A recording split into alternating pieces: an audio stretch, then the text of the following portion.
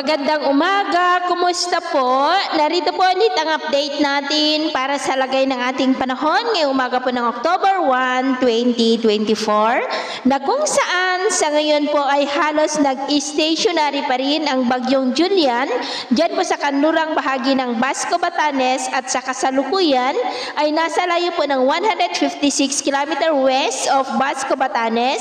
Nataglay pa rin ang lakas ng hangin na maabot po hanggang sa 220 kilometers per hour.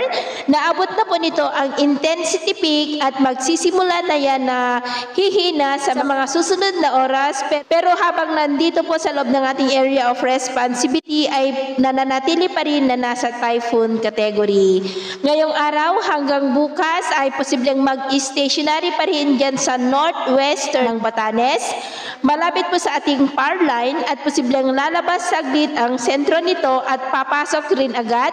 Kaya ngayong araw ay asahan pa rin natin ang cloudy skies with isolated light to heavy rains. Diyan po sa may extreme northern Luzon, maging po dyan sa may Ilocos region, ilang bahagi ng Cordillera, lalo na po sa northern part, maging po dito sa may Cagayan. Posibleng sa Huwebes pa ng gabi yan, makakalabas ng tuluyan sa ating area of responsibility. At next week ay posible na nating maramdaman ang unang mahinang bugso ng amihan o yung tinatawag po natin na northeasterly surface wind flow. Nasa transition na po tayo ng amihan season.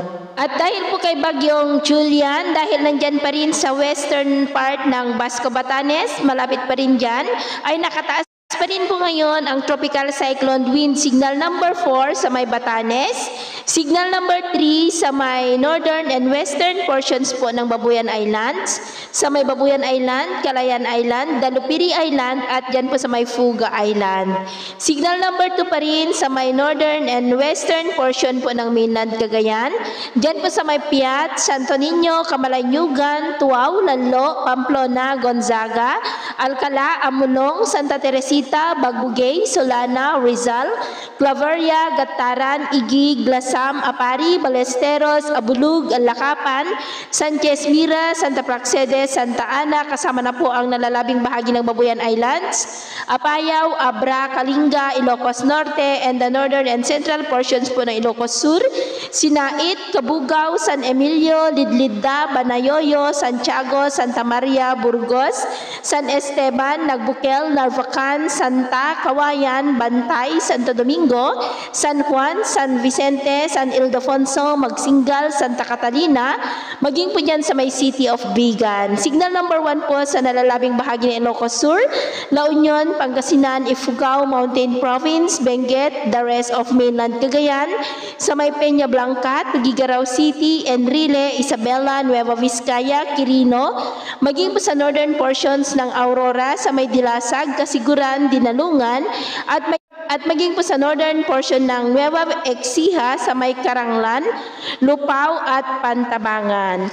At sa nalalabing bahagi po ng ating bansa ngayong madaling araw ay generally fair weather naman po tayo, pero may tsansa pa rin ng mga isolated rains sa ilang bahagi po ng San Jose sa may Mindoro, Bohol, ilang bahagi po ng Leyte, Southern Samar, Bislig, maging dyan po sa may Pangasinan, Zambales, at ilang bahagi po ng Bataan. At mamaya po ay sisikat ang araw sa malaking bahagi ng ating bansa, pero dahil sa bagyo ay asahan pa rin natin ang mataas na tsansa ng mga pag-uulan dyan sa may extreme northern Luzon, Ilocos region, ilang bahagi ng Cordillera at Cagayan. At maulap ang kalangitan with isolated rains rin sa ilang bahagi ng Pangasinan, Zambales, Bataan, Metro Manila, Rizal, Mindoro, Northern Samar, ilang bahagi po ng Cebu, Bohol, Dinagat Island, Bislig, Sulu Archipelago at Zamboanga.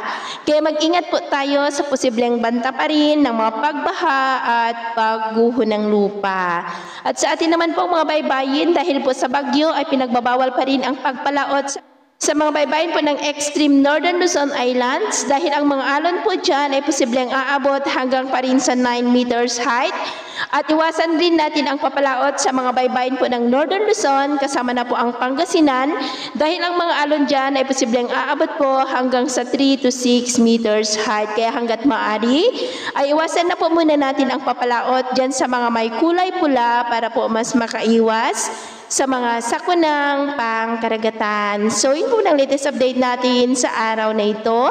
At ako pa muli si James na nagsasabing sa kahit anong pagsubok po na darating sa ating buhay, huwag na huwag po tayong mawawalan ng pag-asa. Thank you and God bless!